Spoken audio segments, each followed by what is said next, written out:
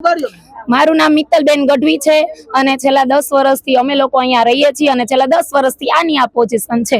દર ચોમાસે અહીંયા એટલો ને એટલો ગારો થાય છે, હલાય એમ નથી, હાલીને જવાય એટલી પણ અહીંયા સુવિધા નથી। અને બાઇક લઈને આવે એ તો આખા દિવસમાં 10 વાર કેટલી પબ્લિક એવી હશે જે પડતી હશે અને એના પગ ભાંગતા હશે, 4 વ્હીલ બધું। એટલે અમારું આ કોર્પોરેટરમાં આવી ગયું છે અંદર, એટલે સાહેબને કહી છે આ એરિયાના જે કોર્પોરેટર છે ને એને પણ રિક્વેસ્ટ કરું છું કે અહીંયા આવીને એકવાર વિઝિટ કરે એટલે એને ખબર પડે કે આ એરિયાની પોઝિશન કેવી છે અને જેમ બને એમ વહેલી તકે કાલની તારીખમાં આ કામ શરૂ કરી દે, રોડનું કામ શરૂ કરી દે।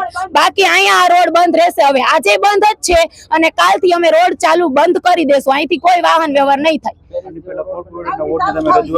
હા, ઘણી વાર બધી વસ્તુની અરજી આપેલી છે, લાઇટ ની અરજી આપેલી છે, પાણી ની અરજી અને રોડ ની તો ઘણા ટાઈમ થી અરજી આપેલી, પાસ થઈ ગયો ખબર નહીં સરકારના ખાતામાં પૈસા પણ આવી ગયા છે પણ એ લોકો કામ જ કરતા નથી। અને કોર્પોરેટર એફઆરઆઈ આવીને મત લેવા આવું હોય તો કેમ આવે છે રિક્ષા તેડી?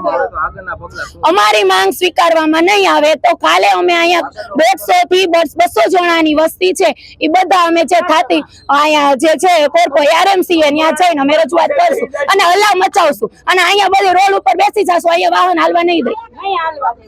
એ કરતા હમ્બલ રિક્વેસ્ટ કરીએ છીએ કે પ્લીઝ અહીંયા રોડનું કામ સ્ટાર્ટ કરી દો વહેલી તકે, જેથી માણસોને પ્રોબ્લેમ ન થાય। અને બીજા નંબરમાં છોકરાઓનું એજ્યુકેશન બગડે છે, જેન્ટ્સ લોકોને ધંધા બંધ છે, અહીંથી પાસ થઈ શકે એવી પોઝિશન જ નથી, અહીંથી નીકળી શકે એવી કોઈ પોઝિશન નથી। એટલે પ્લીઝ વહેલી તકે કાલની તારીખમાં આ રોડનું કામ પ્લીઝ શરૂ કરી દો।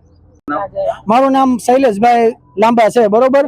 અને આપણે આ છેલ્લા 10 વર્ષથી આના રોડની કન્ડિશન છે અને આ છેલ્લા 5 વર્ષથી તો એકદમ રોડની કન્ડિશન હાવ બગડી ગઈ છે, ગારો ખાડા અને બધું કીચડ જ છે। તો હવે આ સરકાર જે છે આપણે અમે ગમે ત્યારે આરએમસી ઓફિસે અમે અરજી દેવા જાય તો એટલું જ કહે છે હવે 5 દી 7 દી 5 દી 7 દી। શું આ લોકો કઈ અકસ્માતની વાત જોવે છે કે શું, કે ભાઈ અકસ્માત થાય પછી આપણે અહીંયા જાય રોડ બનાવી? તમે એક ફેર હું કહું આ 4 કોર્પોરેટર 11 નંબરના છે, એક ફેર તમે અહીંયા હાલી જોવો, તમે કન્ડિશન જોવો, કોઈ બી ચક્કરમાં માર્યો છે જ નહીં એકે।